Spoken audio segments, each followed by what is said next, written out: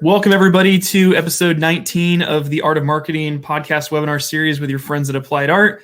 Today, we are welcomed with a guest, which we'll introduce in a second, but we have our regulars, George Chris, one of our partners, and Shannon Quinn, our business development manager. And I'm Ryan, and I'm in marketing. And our guest today, we're talking about unleashing the human potential with Todd McDonald from ATW Solutions. Todd, welcome to the show. Thank you so much. Thank you so much. And just as a brief introduction, maybe you can just tell the folks a little bit about who you are and what you do, and we can kind of get into the topic after that. Sure, absolutely. Todd McDonald. I'm spent most of my life in organizations, helping them with human resources and training, and was a human resource director for an international manufacturing company, was a training director for a financial holding company here in the United States, did some other work. And then 22 years ago, just starting our 22nd year now, I started a company called ATW Training, and we have 12 employees, and we work with organizations, as you said, Ryan, to unleash the human potential in those organizations, because we believe that organizations, are only as good as their people. You can have the greatest vision in the world, you can have the greatest product in the world, but if you don't have the people to make them a reality, then you're not going to be as successful, with it. So we help our organizations unleash their human potential. We work with organizations that understand the importance of hiring and training and retaining those individuals so that they can become that employer of choice that people want to go work for. So started the company about 22 years ago. I've got a great team here. We've got 12 full-time individuals. Obviously before COVID and everything, we were doing a lot of face-to-face sessions, and obviously training is one of those industries. I think I was looking the other day on some type of report that came out of all the industries and which industries got hurt the worst, and they had 64 industries listed, and obviously restaurants and bars were one of the hardest hits, and then you went into airlines, and then you went into hotels, and guess what was number 4? It was training and education. And so obviously we've been hit, but actually we've done real well. I'm happy with where we are as an organization. Things have picked back up, but last year in 2019 we did about 700 training sessions, most of them here in central Iowa, but we do also work outside the state and across the United States with some companies as well. So that's just a little bit about us. Sure. And when you talk about training, you said it's a lot of more in person, but what types of different subjects do you guys train on? Is it anything business related or leadership, marketing? Like what types of subjects do you guys mainly cover? Yeah, primarily what we would cover would be something that the typical person would call it soft skills.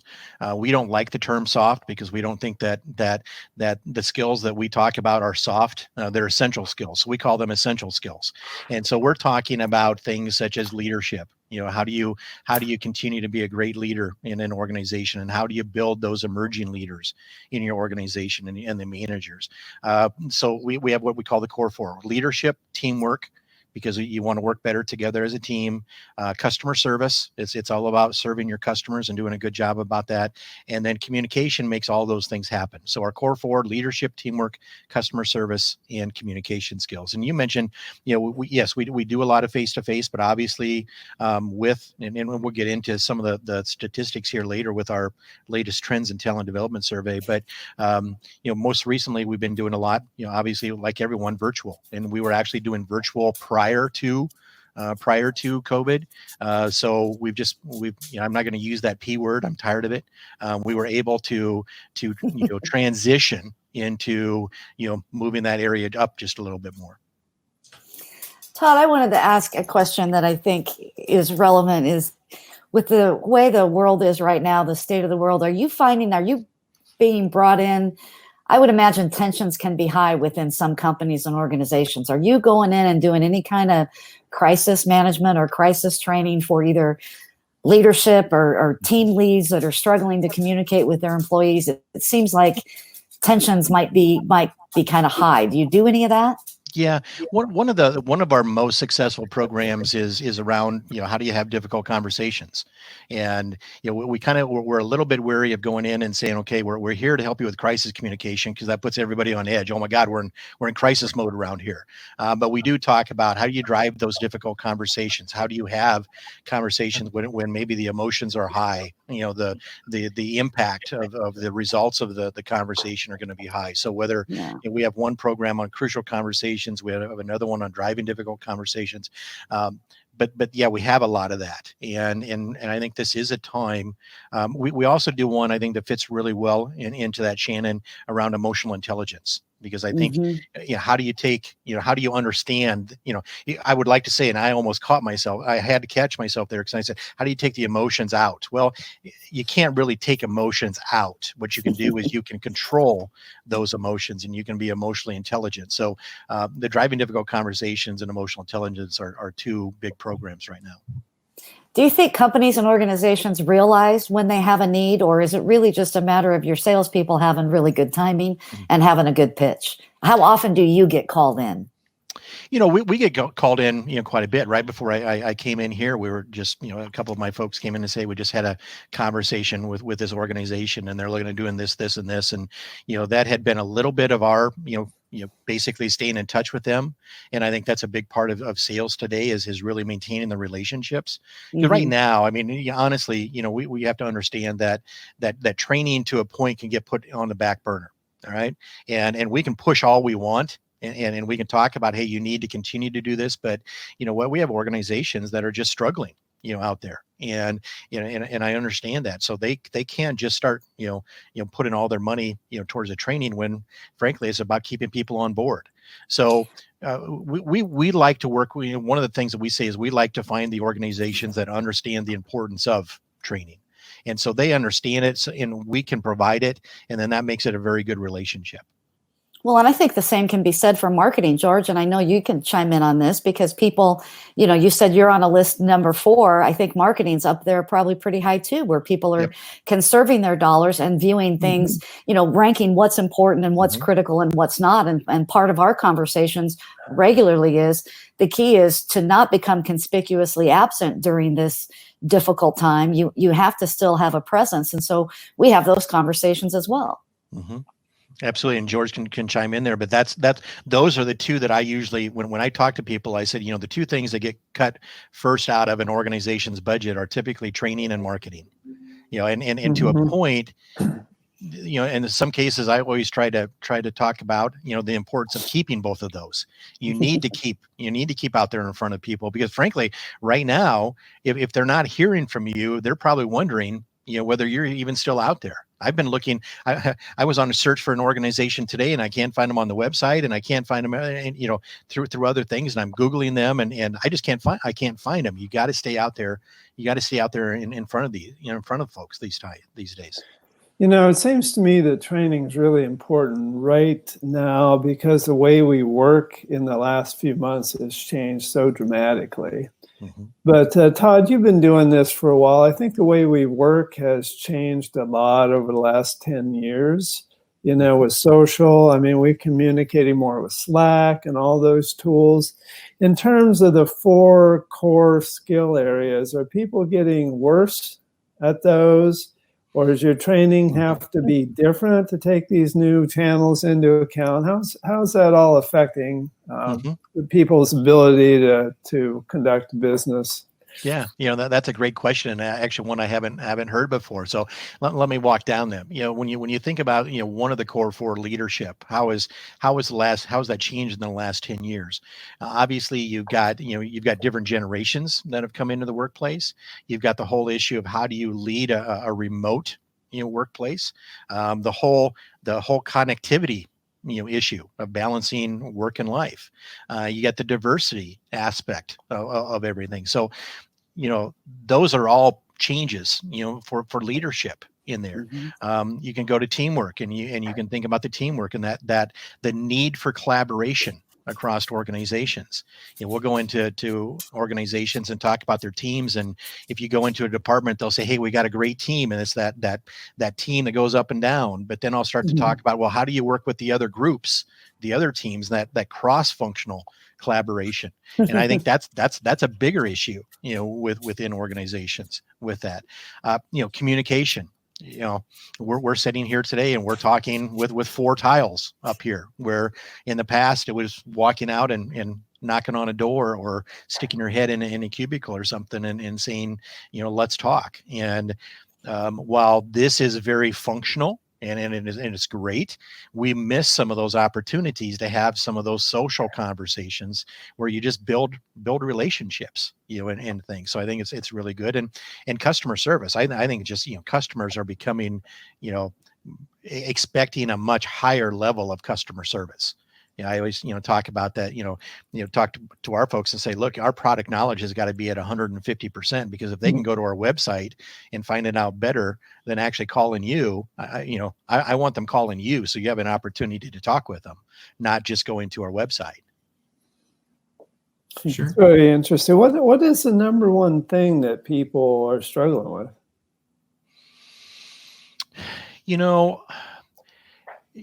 Obviously, we're talking right now about, we're talking about a time that nobody has ever, most of the people in the workforce now have never faced a time like we're facing right now.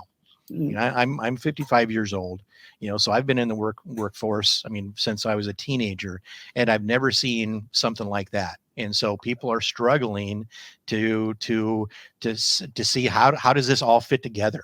You got some, Ryan asked me up front, before, as we were getting started here, hey, are your employees in? Well, yeah, some of, we're inviting everybody in. Some of them have chosen to stay at home a little bit.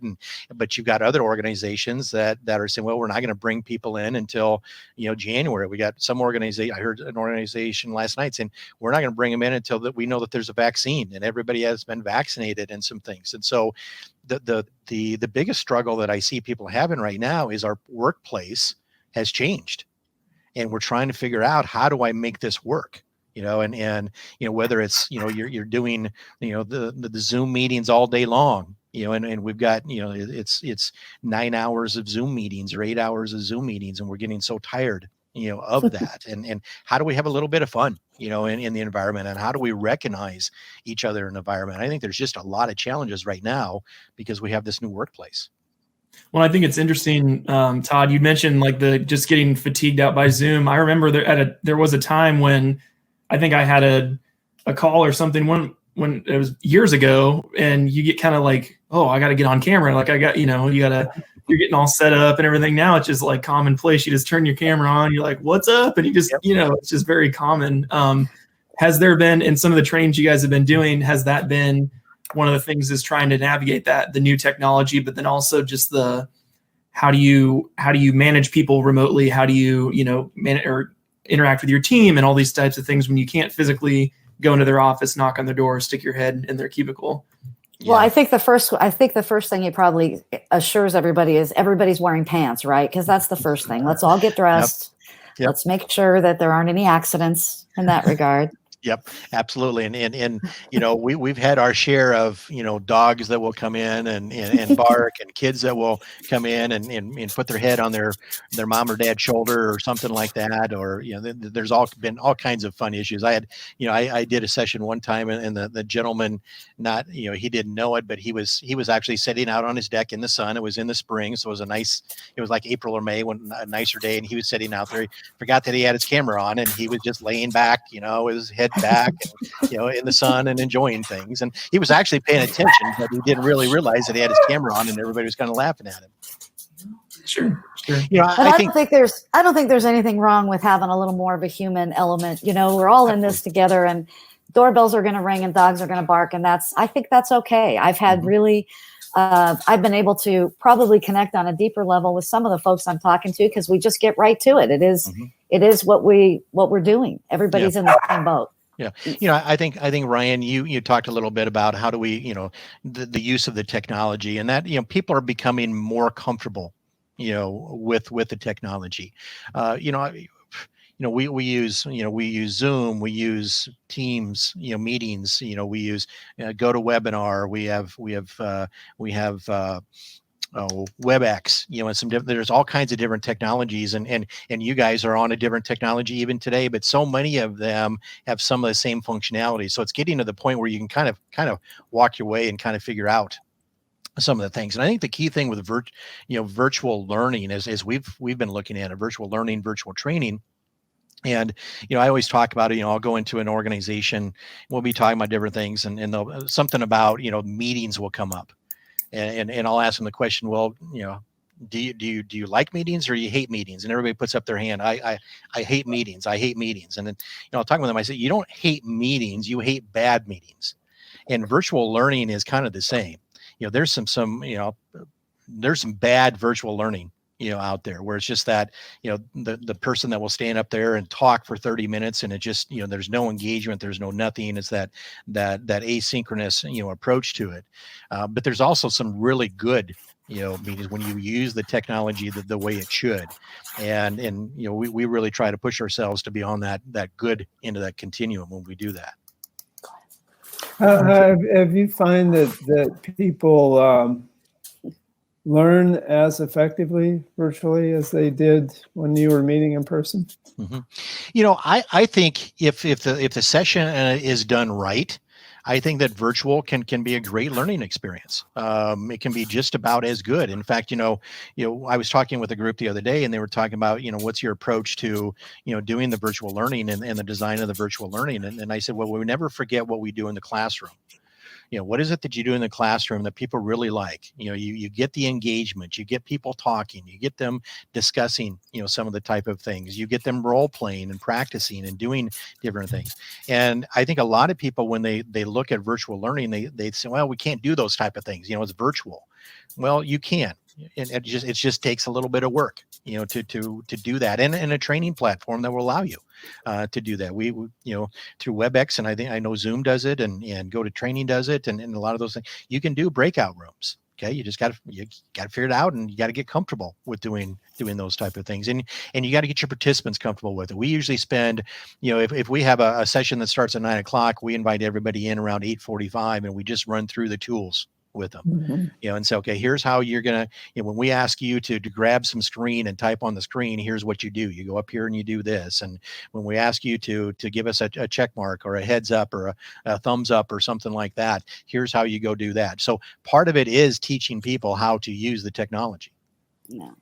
Todd, let's talk about your programs a little bit, because we were talking earlier about, from a marketing perspective, people are, if they're cutting budget dollars and not allocating to training and marketing, one of the things that we go back with is you don't have to do the entire piece. You can do pieces and parts. We can do it in phases. We can make it manageable for you. So in terms of your programs, when you're going in, are you going in doing day-long sessions? Is it a lengthier contract? Why don't you talk about how you're approaching that with your folks?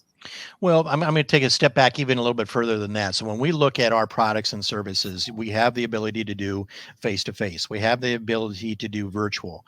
And we actually have the ability to do custom. If somebody just wants a very specific message, pushed out, a new process, a new procedure, product knowledge, those type of things, we can push those type of things out.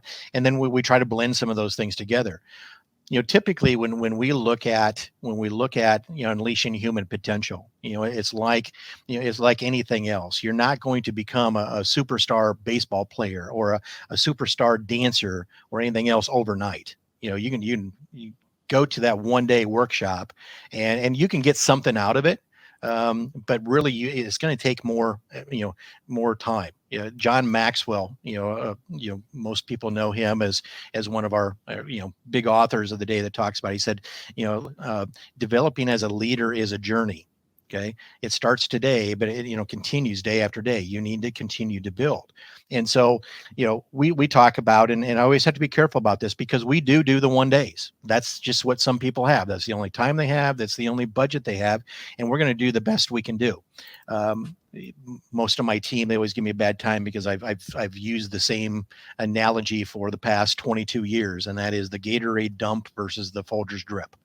And if you think about it from the standpoint that you have, I watched the football game last night, and it wasn't a big game, but a Super Bowl game or something like that. And, they win and they dump the Gatorade on top of the coach. And the thing to think about is how much sticks on the coach and how much gets wasted on the ground. And I think sometimes that's that one-day training session that we try to push so much at someone that they can only soak in so much.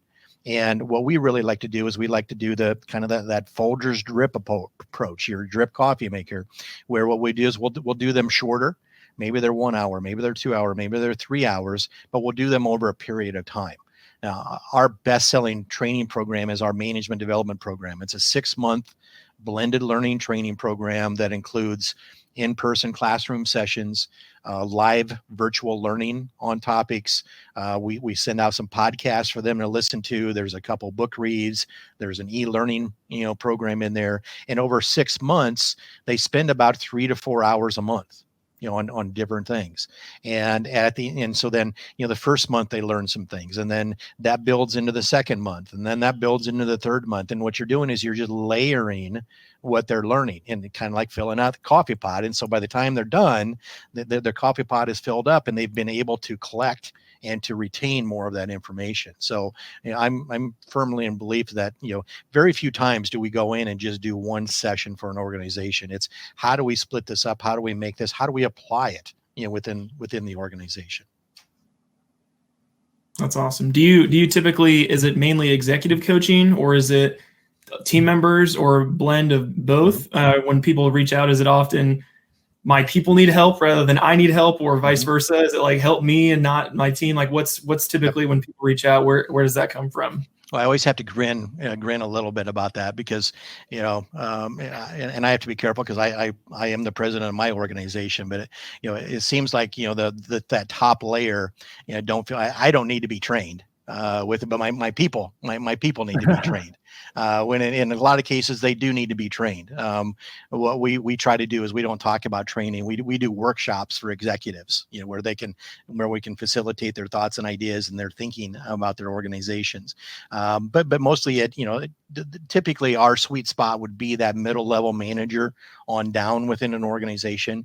As I said, with our core 4, we're not getting fancy. We're just going to go in and we're going to help you build that foundation of great customer service, great working together as a team, communicating well with everyone, and let's continue to build your leaders over time.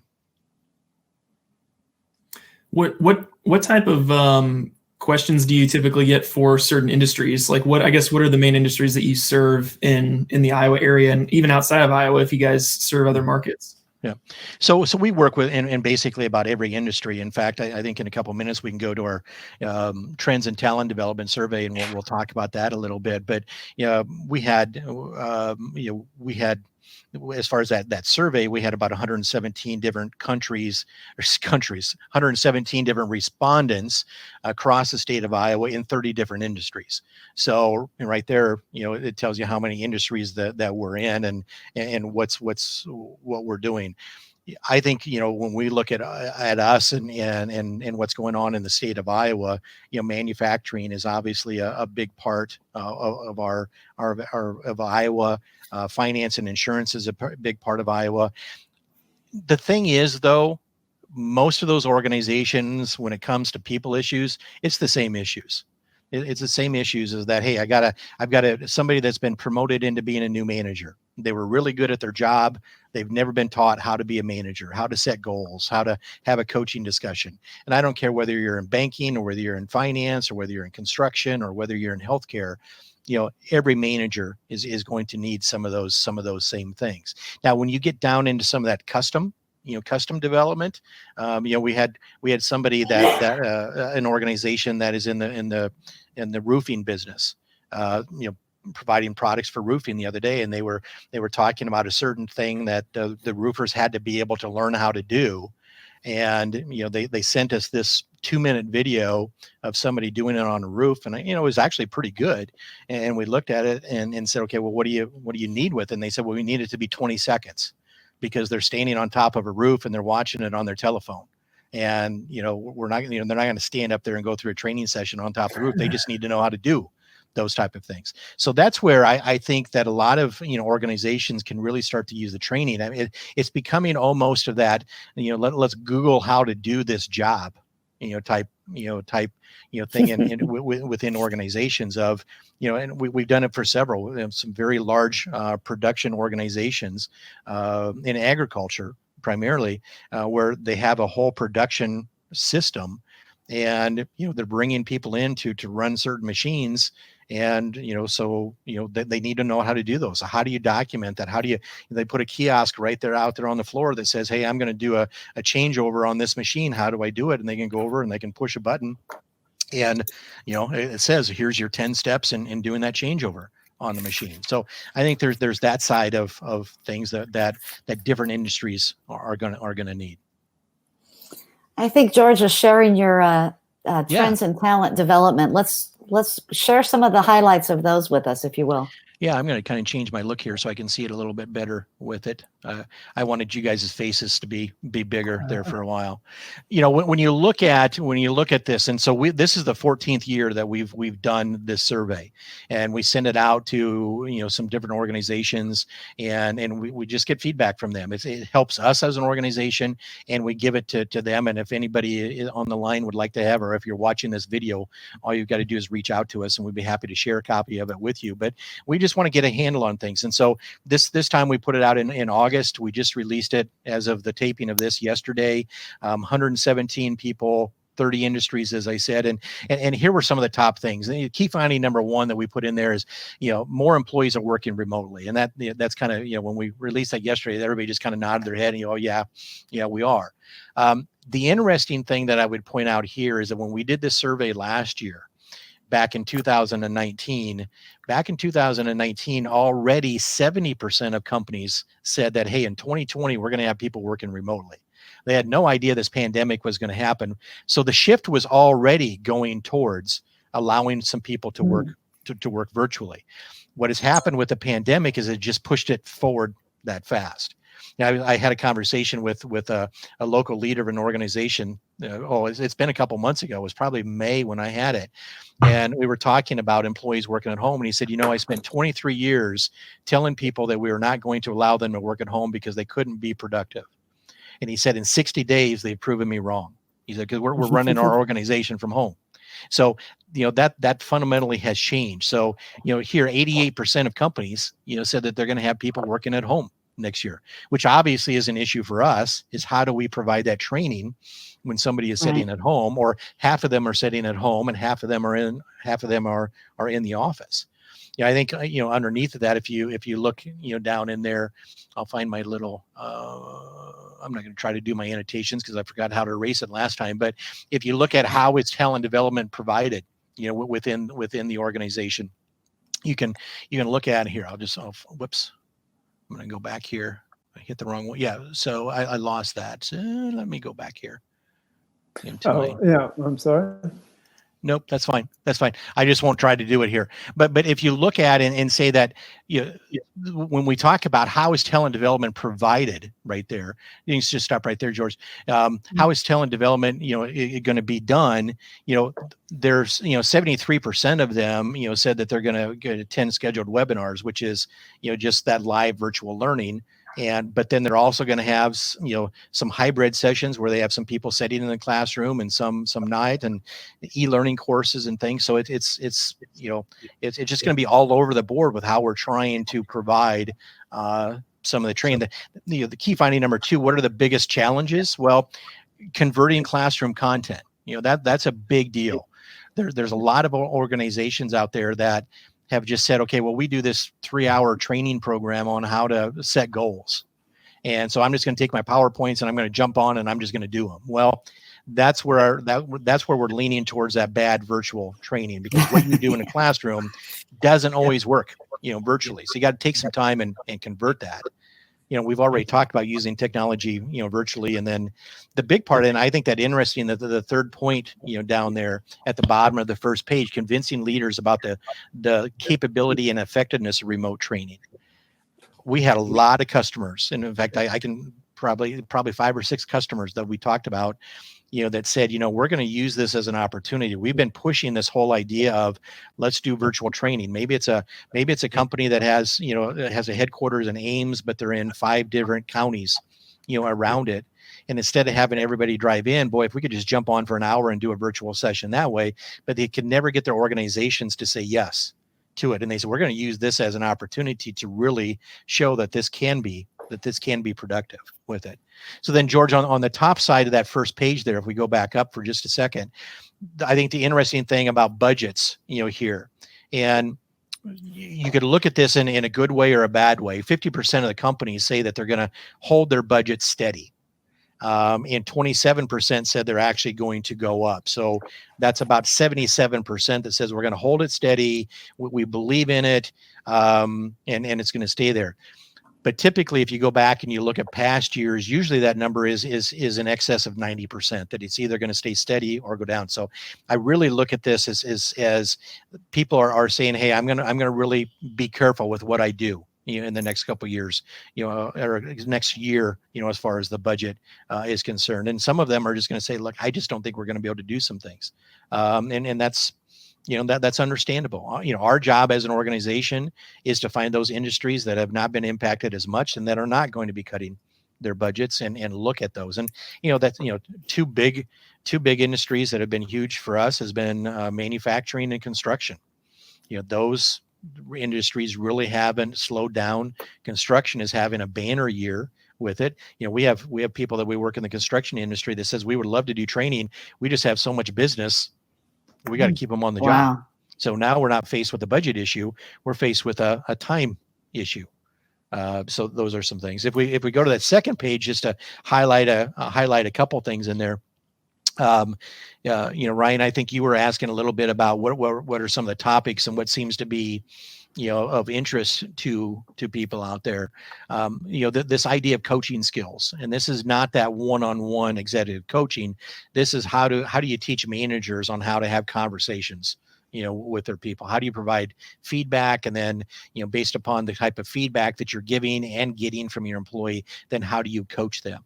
And whether that goes into situational leadership or something else, but coaching skills has been for probably the last 5 to 7 years, either our top 1 or 2 topics up there. So it's all about that communication, with the manager that has from their employees.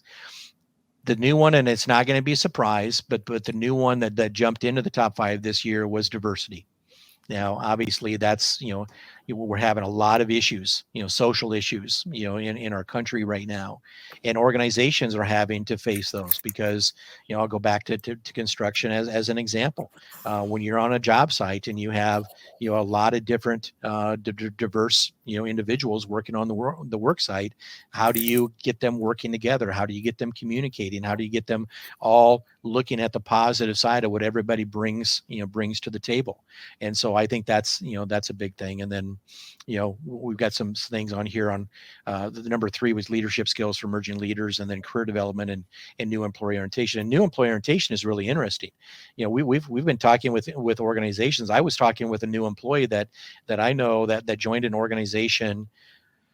What was it, about 2 months ago? And they still have not met their boss. They've still not went into the office, or anything. How do you provide good orientation for an employee when you've never even seen them, before? Organization. And I'm not saying that they're bad. That's just their situation.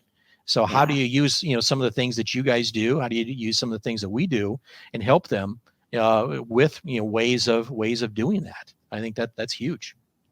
It's amazing. Yeah. And then the last one there, just, what are people going to be spending money on? This does come back to coaching for executives and managers. When they look at that, though, they're looking at that, and that gets back into, I talked a little bit about our design services area and being able to push that message to them a little bit. I think that coaching for executives and managers, I think people are finally getting the message. A lot of them will come to us, in years past, and still now, a lot of people would come to us and say, look, I've got Joe here that just can't communicate very well, or he's a problem or something like that. And I apologize to everybody out there by the name of Joe. There's nobody in particular that I'm looking at here, but, and they'll say, so what we want to do is we want to do a training program for all of our managers. And it's like, no, wait a minute, your problem is Joe, not everybody else. Oh, we're just going to do it for everybody else, and hopefully Joe will get the message, that he's the problem. And it's like, no, that doesn't work. So I think they're finally getting that message that coaching is not just for the president of the organization that could go to the Wharton School of Business or something like that. It's about that normal manager that might just be struggling on how do I best communicate with my team, and how do I get my team to work together, or how do I deal with different personalities in the team. So I think that's going to be a big thing to continue to look for as we move down the road. Well, and you could always just cross-sell your other program. Like, I don't think you want leadership training. I think you want having tough conversations. Yep. Exactly. Well, Ryan, you can come work for us anytime you want. With it. That's exactly what we're trying to do. But I think that's an interesting comment, though, because it is about finding the right solution for the organization. And sometimes you have to talk with the customer about what it is that they need, not just what they want. And that's a tough conversation. Shannon? We go through the same thing. If somebody thinks they need a video, or they think they need an enhancement to the website, the deeper conversation is often the tough love questions about what is it that you think you're missing, because it isn't what you think it is. You're convinced that you need X, when really the issue is 3 steps away from that. You're not even there yet.